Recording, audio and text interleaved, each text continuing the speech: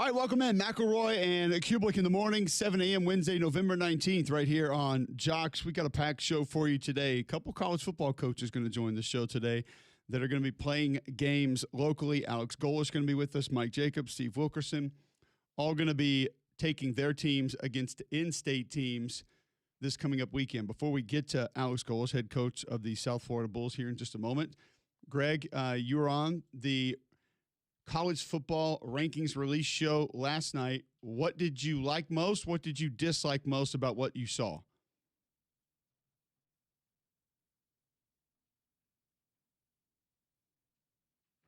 College football playoff rankings last night.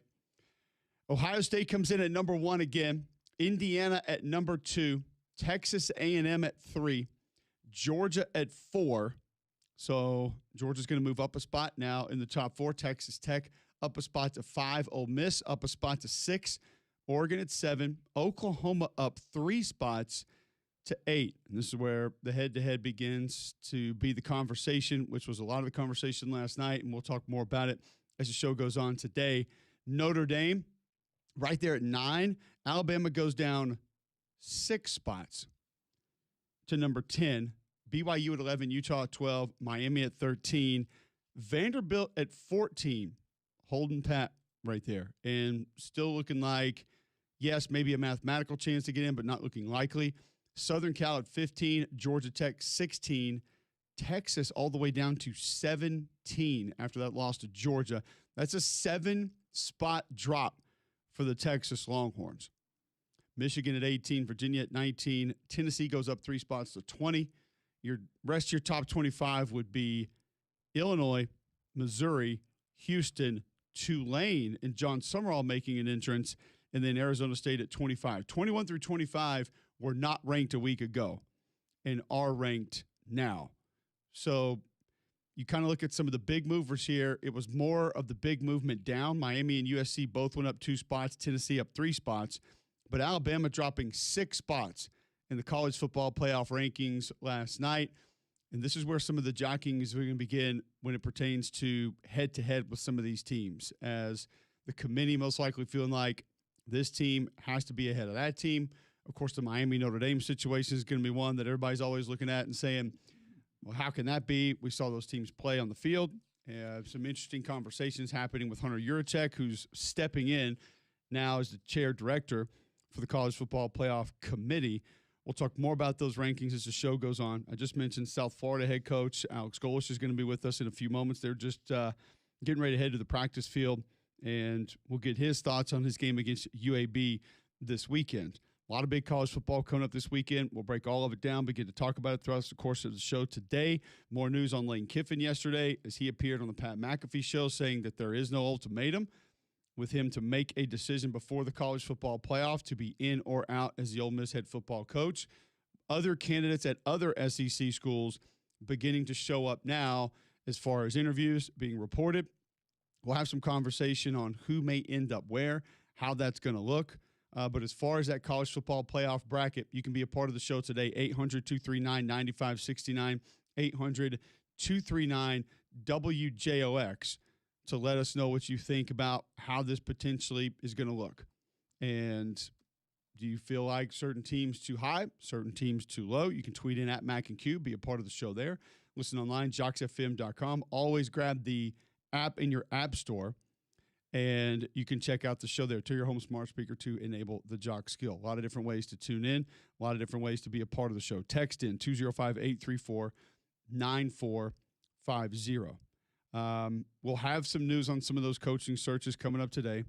We'll have news on some injuries around college football coming up today as well, as Wednesday we usually begin to spin forward to what the weekend's going to look like, teams that we need to be paying attention to, and maybe some of the games coming up this weekend. Not a massive slate this weekend. Obviously, this is what normally would be lettuce weekend. Still is to a certain extent in the SEC. Has gotten better, I will say. It's not jammed with as much lettuce as normal. There's like a piece of bacon or two in there. Missouri, Oklahoma, obviously playoff implications on that one now, 11 a.m. on ABC, but you got Sanford A&M. Charlotte is at Georgia. Eastern Illinois is at Alabama. Their head coach going to join the show today. Mercer is all at Auburn. Their head coach going to join the show today. Mercer's, that is. Kentucky, Vandy. Arkansas, Texas was supposed to be a big game, but now with where Texas is in the college football playoff rankings, that loses a little bit of luster. And obviously, Arkansas has not won an SEC game this year. Coastal Carolina at South Carolina. And then you get Tennessee and Florida, 6:30 on ABC. I'll be on Western Kentucky at LSU. By the way, Western Kentucky, an 8-2 football team. So, not sure the status of Garrett Nussmeier heading into this one. Michael Van Buren looked a little bit inconsistent this weekend. We'll see how that one goes for that team. All right, let's go to the Higginbotham Hotline now. Head coach of the South Florida Bulls, Alex Golesh, with us. They'll be taking on UAB this weekend. Coach, are you guys just finishing practice, or are you getting ready to head to practice? We're getting ready to head out to practice. What advantages has the morning practice brought you? Why are more coaches going to this?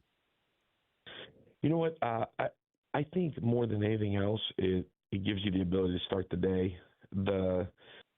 There's nothing else that's happened this morning with these guys. They came in. They've got a process in the morning where they come in, they eat breakfast, they get hydration tested, taped, and the first thing you got with them is football. I think just over the years with afternoon practices, and then I've been at places where we've done it both ways, you get the guys on the tail end of a full schedule and academics, everything else that goes on with these guys, where you can get them in the morning, you start it, you rock and roll. There's a different level of energy with it, and then we bring them back in the evening and close the day out.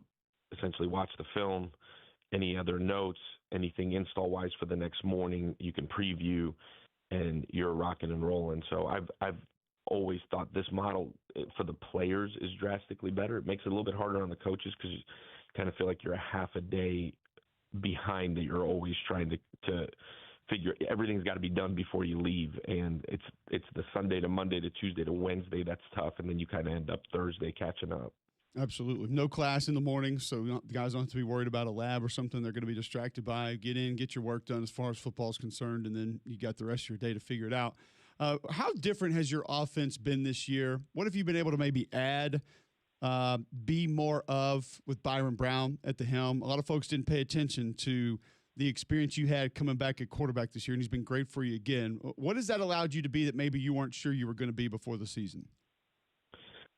Well, I think for Byram, this whole progression for him, we had him as a redshirt freshman our first year, and it was so drastically different than what he had done, and it was all new. We were growing with him as he learned and figured it out as we were starting to put a roster together and really build an identity on offense.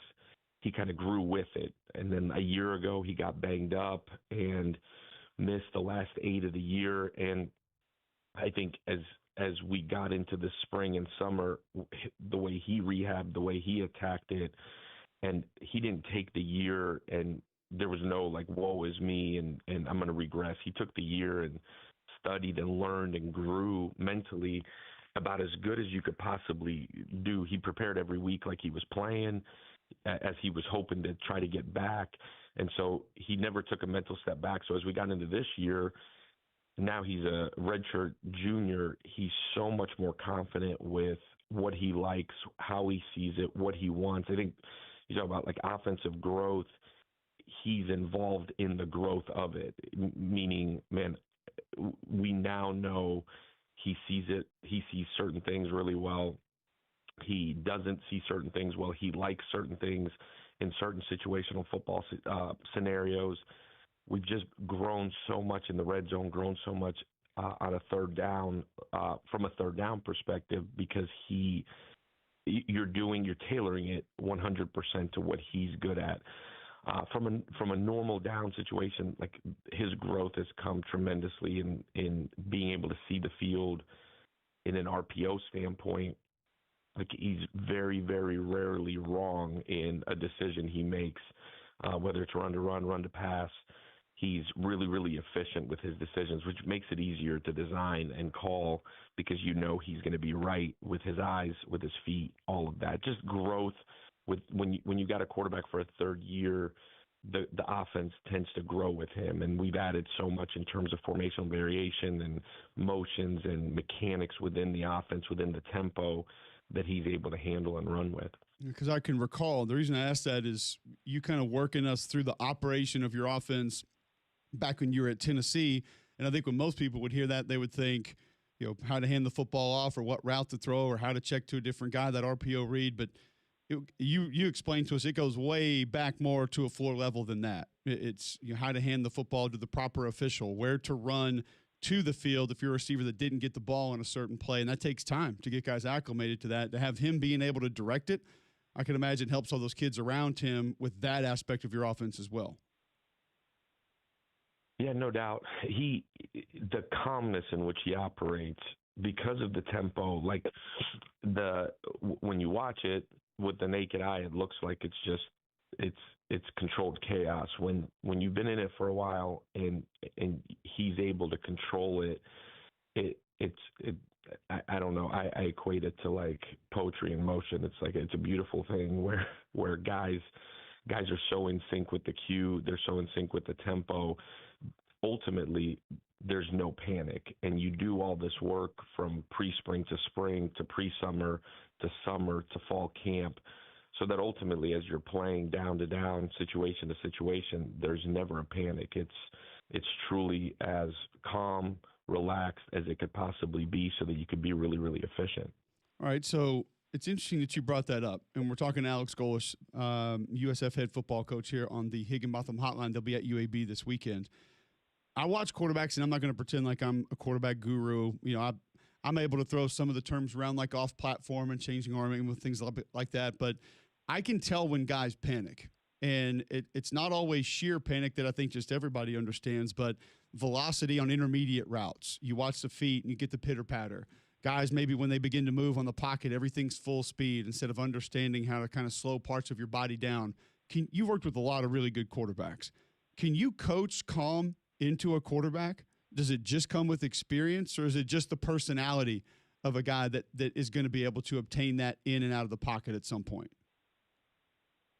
Yeah, that's an awesome question. That's probably as cool of a question as I've had. I think it's twofold. I think there has to be a personality trait that allows you to be calm under pressure. And when I say calm under pressure, heart rate doesn't elevate. The moment never elevates based on the situation. You can generally see that in everything you just described. You can see it in their feet. You can see if their feet can sit still, be in the ground to where you're not bouncing around or panicking and start moving when there's nothing that's forcing you to move. When a guy is really, really calm, the intermediate throws, you're 100% right. Like, are you getting your hips through? Are you able to actually deliver the football on time? Because ultimately it's a timing and ball placement game at that position.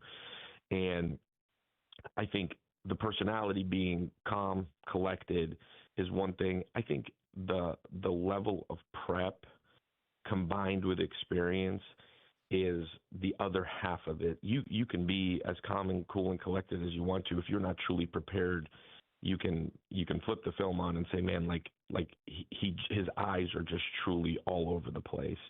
And I think that's where the coaching piece comes in, is can you simplify it enough for a guy to be able to go from 1 to 2 to 3 to 4 without ever panicking with his feet or with his eyes.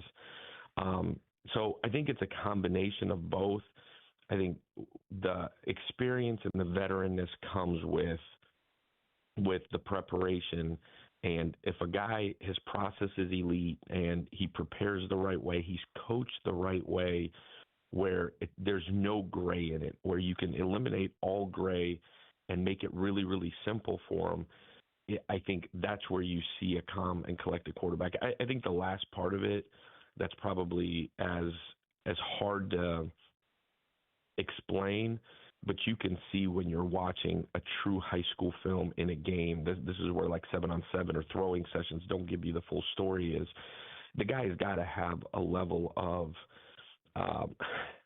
I always say, like, don't care to a point where you've got to have the ability to cut it loose. And at times take chances, but more than anything, it's like when you watch a game from just the naked eye, you're like, man, like that guy really fitted in that window, or man, that guy let it go before the receiver was out of his break. There's a level of don't care, whether you call that moxie or just ability to anticipate, but there has to be a level of not reckless where you're just reckless with the ball and it's all over the place, but this ability to just say, you know what, I trust what I see, I'm going to let it go, or I trust what I see, I'm going to pull it down. Just the ability to make quick decisions. I think every elite quarterback I've been around, and I've been fortunate, like we've had some really special ones going back to my time at Iowa State with Brock Purdy. There's this level of I am the best player out here, and I'm going to cut it loose. That's really hard to coach. I think it's the way guys are raised. I think a lot of the time, to be honest with you, the secret trait to it is guys that hooped and growing up, like that's a really underrated trait. But guys that played high-level high school basketball, AAU basketball like this, and games on the line, put me at the free throw line, or games on the line, I'm going to shoot the three. Like that's become more and more common, where almost every single guy that's been a high level quarterback has had that. For whatever reason, they've had that. No, and it makes sense. I think people here don't care, and I feel like they put a negative connotation on that. And the way that I was actually surprised early on to hear it sort of explained this way, but almost the understanding that it's going to be okay. So if you make that mistake, we're going to be able to get the ball back again, especially your offense, or the defense will get a stop, or we have X amount of possessions left in this game. I've told the story about Brian Kelly when he had Jaden Daniels, or we had him early in the season, and he's like, I need him to throw an interception. And our TV crew was just flabbergasted at, like, what are you talking about? He's like, I need him to know it's going to be okay, because if he doesn't figure that out, he's never going to take the chances necessary to give us these explosive plays. And I feel like that kind of goes along with what you're saying with the don't care aspect of it, of if you don't have a little bit of that willing to take that risk, take that chance, you're never going to get to those plays that your offense really needs. I totally agree. I think it's very similar to calling plays. Like you've got to have the confidence, and you've got to have the ability to take the chance. It's like you can't call a game scared. You can't play the game scared. You know, it's scared to make a mistake is what I'm getting. Not uncalculated, not careless, but you've got to be able to just cut it loose. And I think that truly is a personality trait. You can develop that. It comes with confidence and preparation, but I truly believe it's a personality trait that you gain up until you get to this level. Alex Golesh with us on the Higginbotham Hotline. I'm going to let you run after this one, Coach, but I've always thought about elite play callers like yourself. You have to be elite decision makers. Does that carry over in every other aspect of your life? Like a lot of us go to a restaurant and we sit there and stare at the menu. And we're trying to figure out what to get, or we look at a pair of shoes and we're like, I like those, but I like those. Does that carry over and you're just like, I'll take that now? Like, and just like every other aspect of life, you're immediately making that decision right away? Man, I never thought about it that way. That's I generally walk as crazy as you're going to think I am. I very rarely go to a restaurant and haven't Yelped it, looked at the menu ahead of time, and made a decision. And honestly, it's funny. I never really thought about it the way you brought it up, but it's the same way calling plays. I throughout a week as you prepare, like for me, my process is so unique in the sense that I call mock games on Thursday night, and Josh Heupel helped me with this early in our time at UCF with going and calling mock games Thursday night, Friday night, if you play a night game on a Saturday morning. Like by the time I ever get into a game, and now as a head coach on all three sides of the ball, and going through the games and having situations come up and forcing yourself to make split-second decisions. And I'm talking everything from hashes to playing out 2-minute drills to playing out 4-minute drills to, you get to the 3-yard line, middle of the field, and you've planned left hash and right hash and certain looks from certain sides of the field because of certain players on either side of the field, and you get to a 3rd and 3 middle of the field, and you're like, it's Thursday night. You're like, man, I don't know if I have a middle of the field call here that I love. And going through those situations all the way till you get to Saturday on game day and you've literally been there, done that. And now, like I said, as a head coach, going through weekly analytical situations as you get the analytical tape from situations that come up every single week throughout the country, and going through those to prepare yourself going into Saturday the same way at a restaurant. So I think there's a level of preparedness ahead of time that allows you to be really quick and make decisions incredibly fast. Because it's the same thing on defense. It's the same thing on special teams. You've got to be able to make the decisions really fast. So I've never heard it compared to like ordering at a restaurant, but I think now that you say it, like I said, I very rarely have walked into a place and not known, at least really close to it's either this or this. I had to do the research ahead of time. Coach, I'm here to bring the general stupidity to your day. So that's what I'm here for. I'm going to help you with that. Next time we visit, I got to let you run. I want to hear about these mock games, though, that you call. Like what your process is, how you do that. Is it versus film? Does somebody just hand you a script? I need to hear how that takes place because that is super cool, and I want to hear more about it. But you got to run. You got a big game against UAB this weekend. We appreciate the time. I love catching up with you and talking football. We'll do it again soon. Same here, man. Respect the heck out of you. I appreciate you, brother. There you go. Alex Golesh. Yes, sir. Alex Golesh joining us on the show. His football team will be at UAB down at Protective Stadium, 2 p.m. on ESPN Plus Saturday. We'll talk about that game, get to more college football. New rankings are out. McElroy was on the show. He'll be with us on the other side to tell us about it. But please do not forget that the weather is going to cool off. You don't want to get caught in the cold. Schedule your system checkup now from a Train Comfort specialist. Train has been recognized 11 consecutive years as America's most trusted HVAC brand, and our exclusive home comfort partners here at Jocks. Visit Train.com to find a comfort specialist near you. We will go through those rankings, the surprises that came with it, and more next on Jocks.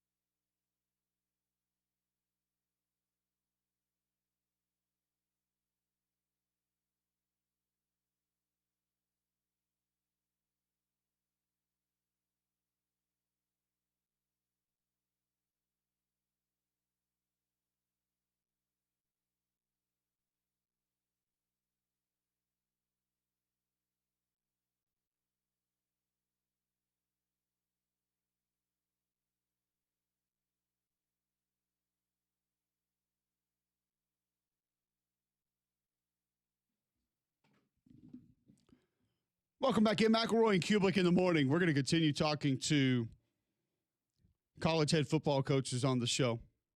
We go back to the Higginbotham hotline at 7:25 Wednesday, November 19th to welcome in Mike Jacobs, head coach of the Mercer Bears, who is going to be taking on Auburn this weekend. Coach, I want to start with this. How difficult is the preparation with a coaching change and a team that came out and had success in game one, and there was some differences on offense, some differences maybe defensively a little bit, personnel maybe a little bit different, and you know with a little more extra time there's probably going to be more changes that you're going to have to be set for. How much more goes into the prep just around those items when you're trying to get set for this game? Yeah, I mean, I think really anytime that you're playing up a division, you have to just be uber focused on the basics anyway, because you have to do those things well to have a chance. And so, we know there's going to be some wrinkles. DJ does a great job with the defense. I think he's one of the best defensive coordinators in the country. So, there'll be some carryover and consistency there. And, we just expect some wrinkles on offense, and we'll just have to be able to adjust as the game goes on. What is the messaging nowadays in games like this? I mean, the age-old messaging is, hey, how many of you guys recruited by Auburn? Maybe you do have a couple guys that maybe transferred and now play on your team that play at the SEC level or whatnot. So what is the messaging leading into a game like this? Like, hey, let's go throw our best punch and make them stress. Like, what exactly will you tell your team on Saturday morning? I mean, you guys were young once, right? Like they're your peers. They're 18 to 22 years old. They happen to play up a level, but they're still your peers age-wise. And we understand that there may be certain deficiencies or things like that, but you just go into the game and again, you can't do the things to beat yourself. You can't have pre-snap penalties. You can't turn the ball over, and then you got to execute at a high level. And if you can do those things, then you can have small victories throughout the day and just kind of see where it ends at the end of it. But, they're excited to play in the game. A lot of folks been asking, are we going to rest guys knowing that we have the playoffs immediately after? And, I think these kids have earned the right to play on the biggest stage. They're excited to go into Jordan-Hare and play, and they're going to go play hard. We're visiting with Mike Jacobs, head coach of the Mercer Bears. What do folks not know that they need to know about Braden Atkinson, your quarterback, over 3,000 passing yards, over 33 touchdowns on the season, a unique offense that he's running there for you guys? What do folks not know about him publicly that maybe we need to heading into this game against Auburn? I think just how calm and cool he is for a young man. He came in here mid-year last year as an early enrollee out of high school. Still 17 years old. He should have been sitting in a math class and going to prom, but, he took some great reps in the spring, and I think that really probably was the catalyst for him, being more prepared or more ready early this year for us. And, man, he does a great job making decisions. He gets the ball out quick, and he doesn't get rattled much. And so he's just, he's such a big part of what we do, and his play has led us on this, 9-game winning streak. When you look at Auburn, what have you seen from your vantage point? What do you think makes them difficult to play against, and what will you try to neutralize, knowing their advantages in a few spots? Sure, I think some of what's difficult is what you mentioned right away, is just the fact that there's probably going to be a little bit more unknown offensively as they do some things a little bit differently. They're talking about playing two quarterbacks in the game, so you got at least have an idea or a plan for that. But, the thing that stands out is just the athleticism. I think especially at their skill positions, speaking offensively, Jeremiah Cobb's a tremendous running back. He's just under 1,000 yards in the receiving room. I think Cam Coleman's as good as any wide receiver in the country. And, you got to do a good job keeping those folks in front of you, and we got a gang tackle. And then, you look over at defense, and, what Xavier Atkins has done is, he's got 15.5 TFLs, 7.5 sacks. He's super disruptive. So we got to make sure that we do a good job with our hat and hand placement on the offensive line, and just continue to do the little things as good as we can. When you look at coming into a game like this from a clock perspective, game situation perspective, do you alter sort of who you are, what you want to be from in all of that way? Do you talk to your team about those aspects of this game any more so than you do another one? No, I think each game is kind of its own entity, right? I mean, there's times where we're on the gas and we're moving fast offensively. There's times where, hey, we may know they have a couple good players on offense, and we may want to bleed it a little bit. And so every game's kind of its own deal. We won't do anything different or alter it significantly from what we normally would in terms of like a week-to-week game prep. Well, Coach, we appreciate the time today. Really cool stuff to be able to visit with you and talk to you before you headed into this game. I'm excited to see it. I did have this question. Is the offense, you guys base more from a passing concepts, at least, because you will kind of squeeze things in occasionally. Is it more air raid based? Is it more like run and shoot based? Like what's the ground floor of this offense as far as how it was developed in the tree that it's from? Sure. Well, Anthony Soto's our offensive coordinator. I think he's honestly one of the brightest offensive minds, young offensive minds in college football at any level. And I'm an O-line guy, right? So like the whole thing was predicated on the run game and RPOs, and then taking deep shots off a heavy play action. I would classify it as kind of a modern day NFL offense, very similar to what the Rams do, some of the stuff you see the 49ers and the Packers doing. I think that's really what it is. And, it's evolved a little bit. We're throwing the ball a little bit more this year because we have a tremendous quarterback, and the kid's got a hot hand right now. And our wideouts have done a great job getting open, and our O-line's done a good job keeping the kid clean. And so, it's evolved a little bit that way. But, no, we're going to take a couple shots a quarter and try to put the ball downfield. You can see a lot of different things in it. It's even got a little bit of that Al Borges sort of Gulf Coast offense before every snap. I mean, your quarterback's got to be ready just to be able to handle all the shifts and motions you guys are throwing out there. I was going to say, right, is it even a play if you don't shift, trade, or motion, right? Like you got to do a little bit before each one. Well, Auburn going to have to be ready for it this weekend, and we know you guys will be up for the challenge. We appreciate the time today. Good catching up. Let's do it again soon. No doubt. You guys are Ohio State heavy this morning. You had me and Golesh on, right? So that's it. That's what we're going for. I appreciate the time, and we're looking forward to a great game on Saturday. Very cool stuff, Coach. Thank you very much. Good luck. Yeah, we'll see you guys. Thank you. All right, Mike Jacobs, head coach of the Mercer Bears, joining us there on the Higginbotham Hotline. Always cool to catch up with some of these coaches that are in this spot, that get this opportunity to go play games like this, and how they want to handle their teams, how they want to handle different things around the program. Fun to catch up there with Coach Jacobs. And listen, anytime we can bring an offensive lineman on the show, we're going to be okay with that. Don't forget, guys, today from 10 to 2, three-man front is going to be in the north side of the building parking lot, overlooking Birmingham right here at Jock's. Going to partner with Hot 107. Steve Harvey has donated 100 turkeys. We're going to try to help complete all of those meals for families in need this holiday season. Non-perishable items that are going to be needed: cranberry sauce, boxed mashed potatoes, boxed stuffing, canned vegetables. All food is going to be given to families next Monday, and leftover supplies will be donated to local food banks in time for the holiday season. First 20 people to stop by and donate are going to receive a Chubb Fathers gift card. Twin Peaks going to be providing food as well. You can drop off on the north side of the Jocks building located at 244 Goodwin Crest Drive. That's today from 10 to 2 at 244 Goodwin Crest Drive. Come drop off mashed potatoes in a box, box stuffing, canned vegetables, and cranberry sauce for those families in need. We try to help them this holiday season. We will discuss the college football playoff rankings next right here on Jocks.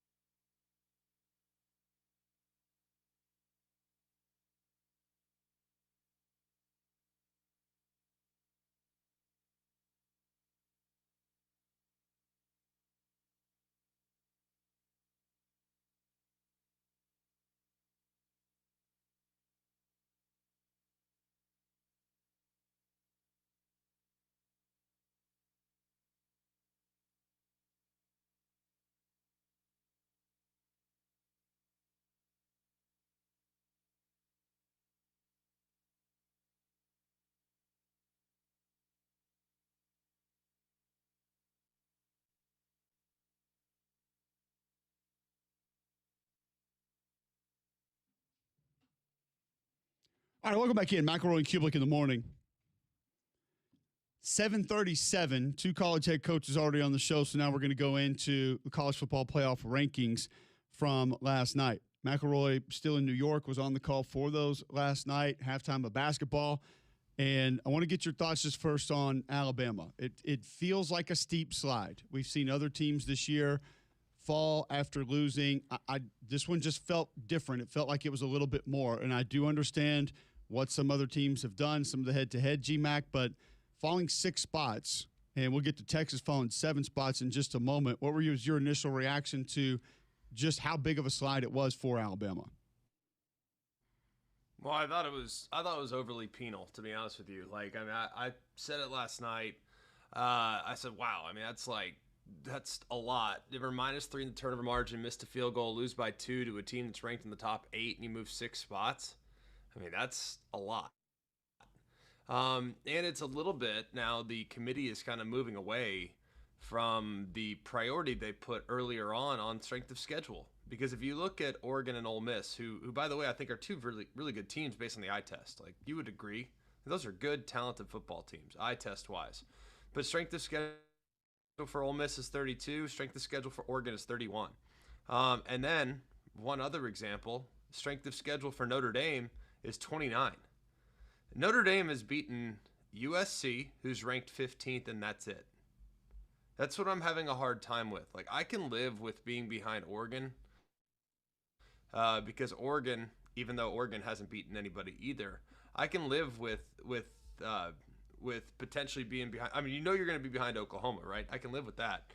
But for Alabama to be behind Oregon and Notre Dame when Oregon has yet to beat a team in the top 25, and Notre Dame has beaten 1, whereas Alabama has beaten 4. With Missouri now at 22, Alabama's beaten 4 teams in the top 25. Oklahoma on the other side, they've beaten 3 teams in the top 25. Those 2 teams have done more. So in my opinion, I thought it was going to be at 7, 8, 9, 10, Oklahoma, Alabama, Oregon, Notre Dame. Instead, it's Oregon, Oklahoma, Notre Dame, Alabama. And to me, I think they got 7 through 10 wrong, to be honest with you. And I can recall these conversations that we were having about Notre Dame a little bit earlier in the season and having what we would reference as quality losses, but still not having a lot of big wins. I don't really feel like that's changed. And then now you see Alabama with quality wins. I don't know if the committee just kind of forgot about the win against the team that you have ranked 4th here. And I don't know if that doesn't count for anything anymore, but also a win against a team that they have ranked 20th, a win against the team that they have in the top 15, Vanderbilt, and now a team that's in the top 25, number 22, Missouri. Who's the other team that has a resume from a win perspective similar to that? And nobody. They're going to be down at 10. So the Florida State loss is what it was. It's not excusable. Sure. It's going to be there. It's part of it. But if you're going to move Oklahoma up to 8, I felt like that loss should garner a little bit more respect than what it did for Alabama sliding 6 spots all the way down to 10. And this is where I do understand, Greg, like we got to be a little bit open-minded here because not everything's going to be able to be 100% sensical in this. Like if you're going to go head-to-head, if you're going to go quality losses, big wins, whatever it is, not every team's going to even out. It just isn't. And that's where I believe sometimes eye test should be a part of this. But I'm going to have a hard time understanding how and why Alabama got to where they did in this college football playoff ranking. Well, it goes away from what the committee has told us has been very important this year. Like they're moving away from what they talked about all off season with strength of schedule and the importance of strength of schedule and the weight that they're now putting on strength of schedule. Well, Alabama's strength of schedule is number 4. And I think they're looking a little bit too much at, well, quote, dominance. Like Notre Dame looked dominant against a Pitt football team. Notre Dame's looked dominant against a lot of teams since they lost to Texas A&M. And Alabama hasn't. I mean, had some close games, right? Close game against Georgia. Close game against Missouri. Close game against South Carolina. I mean, those were close games. Close game against Oklahoma that they were on the wrong side of. So they have maybe not been as dominant but that's not really their style. Shrink the game. They want to play ball control. They want to play great defense. Like, to me, I thought it was an aggressive slide. And Notre Dame, it's not Notre Dame's fault, in my opinion, that some of the teams that they play, they're not in a conference, so they're kind of dependent on what's going on in the ACC. He is clearly disrespected by the committee. Why is Notre Dame getting so much credit for pounding Pitt and pounding NC State and pounding Boston College, even though Boston College game was not the most impressive? Like, why are they getting credit for those? And then, meanwhile, Georgia Tech and some of their teams that are in the ACC that are not getting the same type of acknowledgement, right? So I think Notre Dame's too high. I think Bama's too low. I think Oregon's too high. I think Oklahoma's about right. I think Oklahoma is a really good football team, and I think the committee is looking at the injuries and who has been available for them, and what the health level of John Mateer has been. And they're saying, all right, they went 2-2 in the month that it took Mateer to kind of get back to form from his hand injury. Didn't look quite the same there in the month of October and the beginning of November. Now he's starting to come out of it and starting to play his way into a little better performances. So I can get on board with Oklahoma with where they're at, but Oregon and Notre Dame, to me, just because you're killing people doesn't mean you're playing anybody that's worth their salt. You know, I mean, who knows what Pitt is? All right, we'll continue this conversation. You can tweet into the show at Mac and Cube if you want to let us know your thoughts on the college football playoff rankings from last night. 800-239-9569. Text in 205-834-9450. You can always watch the show live on YouTube as well. Search Jocks945, and you can catch the show there. And you can even be a part of the chat there, like a couple folks are here this morning. Justin chimes in the chat earlier. Day after the worst college football playoff rankings to date, and a Birmingham radio show was letting some Go 5 coach talk about God knows what. What are we doing?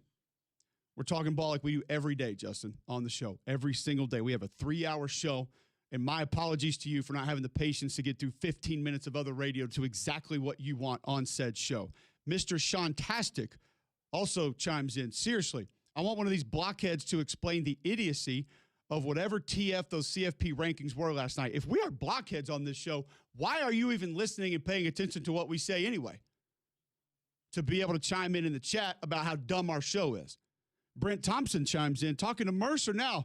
Guess they got Eastern Illinois next. No, Brent, that's at 9:30 today. We'll do that at 9:30. If the show's not good enough for you, change the channel, go somewhere else. We don't care what you do. Back with more next.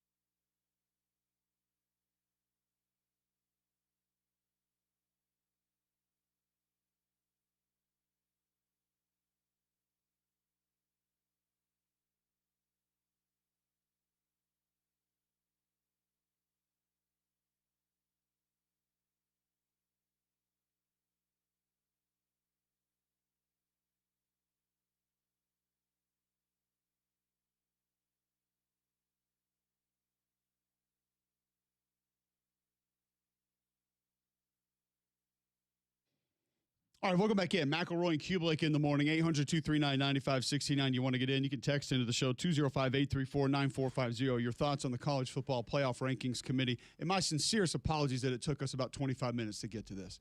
God forbid we don't fit every single person's exact schedule that they dream for us to have when we come on the air every morning. Doug in Moundville would like to chime in. Welcome in, Doug. Hey, guys. My biggest complaint about last night is the chairman talking about Alabama's lack of a run game, like that weighs on whether we win or lose a game. Who cares if we don't have a run game? You're winning your games. We've only lost 2. But he says in that same segment about how, well, Texas A&M came back against South Carolina, and that was a good comeback win for them. But then says, well, Alabama really couldn't run the ball well against South Carolina, and that was a tough loss in justifying dropping us down. How in the world does that even make sense? Why are we even talking about a run game? And also, sidebar, why are we even going to be playing non-conference games next year? What sense does that make? Because apparently if you win ranked games, well, I mean, that just doesn't matter anymore if you don't have a strong run game. What are your guys' thoughts on that? I don't think I appreciate you bringing it up, Doug. We haven't played that yet for the folks. So for those that didn't hear it and are a little bit curious of how and why that went with Hunter Yurachek, who do keep in mind this is his first week taking over in this spot, that cannot be a comfortable area to all of a sudden step into. So I respect him for doing it. This is what he had to say about the Alabama-Notre Dame comparison last night. Really, where you break these teams down in the comparison, Notre Dame and Alabama, Notre Dame has losses to 2 teams that are within the top 13, a 3-point loss against Miami to start the season, and then a 1-point loss versus Texas A&M. Alabama obviously has a 2-point loss at home last week to Oklahoma, but they had that loss at the beginning of the season, 31-17 at Florida State, a team that's now 5-5. Florida State was up in that game 24-7. They held Alabama to less than 100 yards rushing in that game, and that really was a sign of some of the struggles Alabama was going to have rushing the ball. You go back and look at Alabama's game against South Carolina, where they scored 2 touchdowns late to win that game, and then the next game against LSU, where they won both of those but didn't rush the ball for 100 yards, and then again, against Oklahoma, was not able to move the ball on the ground. So you look at the games that Alabama has struggled in, starting this season against Florida State. Here's what I'll say about that, G-Mac, and it feels extremely selective as far as how you're going to nitpick a team.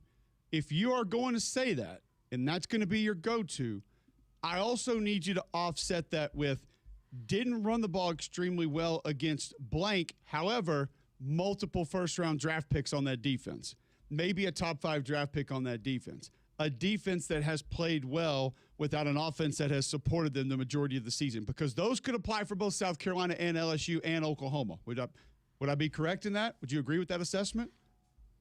Yeah, I mean, I think the committee does put a premium on teams that can beat you in multiple ways. I understand that thought process. Like, for example, I'm sure they put a premium on what Oregon does offensively. They can throw it or run it. I'm sure they like that about A&M. They like that about Indiana. They like that about Ohio State. They like that about Georgia. Every single one of these teams is relatively balanced. Texas Tech isn't, but they're thumping people in the Big 12. The thing that's, I think, amazing is that Oklahoma's offense has been brutal at times. You know what I mean? I mean, really brutal at times. And you look at their numbers, they're like in the 80s, 90s offensively. It's not like they run it great. They run it okay, I guess. I mean, they've improved running the football. But if it's all now about being balanced offensively, like whatever happened to the outcome?